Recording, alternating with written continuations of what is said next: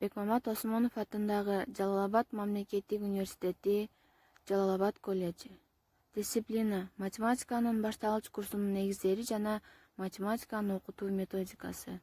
Окутуучу: Нурматова Майрамгүл Нарбековна эжеке. УКМК 318 тайпасынын студенттери: Жумабаева Айчүрөк, Боронбаева Айгүл.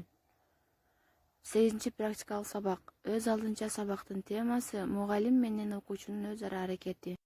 Көп класстарда суроолорго жалаң эле жакшы окуган окуучулар жооп беришет да, калгандары унчукпай отуруп калышат.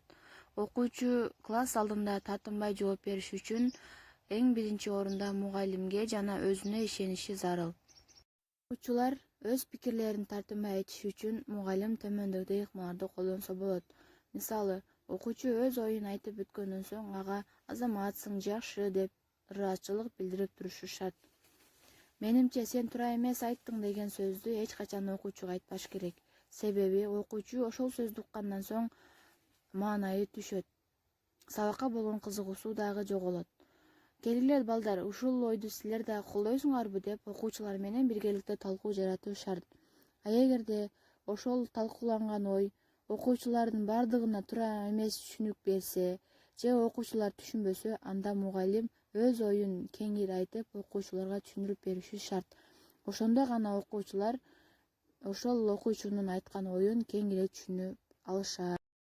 Ошондой эле окуучунун чыгармачылыгына мугалимдин кийлигишүүсү. Бул демек чыгармачыл педагогдун мазмундары, методдору, формаларды жана ыкмаларды окуучулар өздөрү дидактикалык окуу материалдарын жасап жаткан иш үстүндө комбинациялап, жол көрсөтүп, багыттап, максаттуу нукка буруп турушу.